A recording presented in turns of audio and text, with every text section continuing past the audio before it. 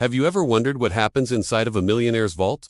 There is a lot that goes on inside those heavy steel doors. And when you walk into the room, it looks like something out of a spy movie or an action film with all of the lasers and flashing lights and secret buttons everywhere. But in reality, it's just a big old room with a bunch of safes in it. So what actually goes on in there? What are these millionaire vaults really for? Well, let's find out. Today we're going to take a look inside one of these exclusive banks and see what goes on in the millionaire vault. If you're not already subscribed, don't forget to subscribe so you don't miss any new videos. Also, give this video a like if you're excited to learn more about millionaire vaults. We got a good one planned for you today. But before we get started, let's take a look at who needs a bank vault and why. The truth is, pretty much anyone can have a vault if they have the money for it. But typically, only the super rich will have vaults in banks. That's because the cost of renting or buying a vault is extremely expensive. It requires a massive upfront investment, but after that, it's relatively cheap to maintain. Of course, everything is relative, so even the maintenance costs are very high, but compared to the initial investment, they aren't that bad. Most people go to a private vault for two reasons. First, it's a place where they can store their valuables safely and away from their home. This might be a good option if you live in a big city where there is a higher risk of theft. It could also be a better option if you live in a small town where there is a much lower police presence. Many people choose to keep their valuables in a private vault for insurance purposes. That way, if there is ever a break-in at your home, you won't lose everything. And if there isn't, then you still get to enjoy the peace of mind knowing that your valuables are safe in a secure location. The second reason people use private vaults is to keep their valuables hidden from the world. Millionaires and billionaires alike don't want everyone knowing how much money they have stored away. If word gets out that you have a ton of cash sitting around, you're bound to attract some unwanted attention. That's why many wealthy individuals choose to keep their money in a private vault, where no one else knows about it until they tell someone. This is also a good option if you're planning on moving to another city or state. If you have a bunch of valuables in your house, you'll need to transport them with you. Not only is this dangerous, but it's also expensive. You have to hire movers and then pay for security to protect your items while you're removing them. Instead, you could just put your stuff in a private vault and move on with your life. Private vaults are extremely safe and secure. They're made from thick steel and concrete, which makes it almost impossible for anyone to break in.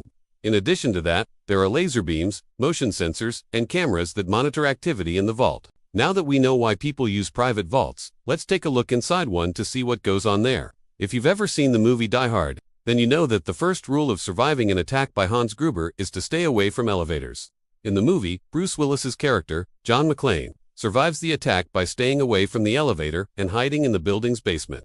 Now, this is probably a good idea in real life too, because elevators are the most vulnerable part of any skyscraper. That means that if you're planning on robbing a bank, you should avoid the elevator at all costs. The next thing you should know about bank vaults is that they're not always in the basement. In fact, most banks keep their valuables in vaults on the top floor of the building. This is done for two reasons. First, it's easier to get to the top floor than it is the basement.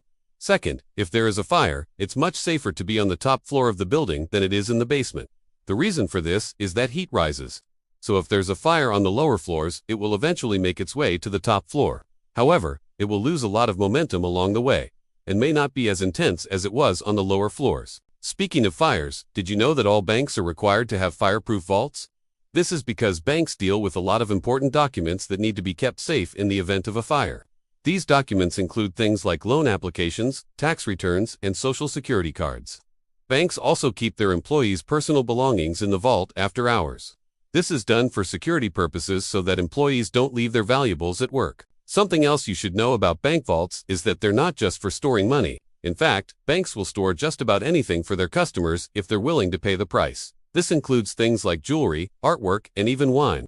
Wine is actually a very popular item to store in a bank vault. Many wealthy individuals will buy expensive wine and then store it in a bank vault until they are ready to drink it. This is a good option because bank vaults are typically climate controlled, so the wine will stay at a consistent temperature and humidity level. Another interesting fact about bank vaults is that they're usually climate controlled. This is necessary because of all the important documents that need to be kept safe inside.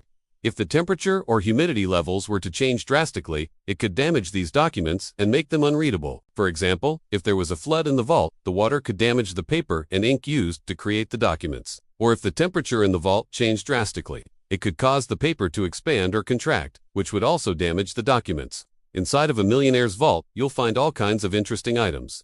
Some people keep their passports in the vault so they don't lose them or have them stolen. Others keep important family documents such as birth certificates and marriage licenses. You'll also find things like jewelry, watches, and other valuables that the customer wants to keep safe. If you're wondering what happens when you put your stuff in a bank vault, here's how it works. When you put your items in the vault, the bank will take an inventory and give you a receipt. This receipt will list all of your items and their value. The bank will then keep this inventory on file and you will be able to access it at any time. If you ever need to get something out of your vault, you'll need to go to the vault in person and open the box or safe where your items are being stored. The bank employees won't open these for you because they don't have the key. Only you are responsible for keeping track of where you put your stuff. If you die, your estate will be responsible for getting your items out of the vault. This can be done by providing the bank with a copy of your will or trust. So now you know what goes on in a millionaire's vault. It's not quite as exciting as what you see in the movies, but it's still pretty interesting. If you enjoyed this video, then check out our other content where we talk about all sorts of interesting topics. Thanks for watching, and we'll see you in the next one.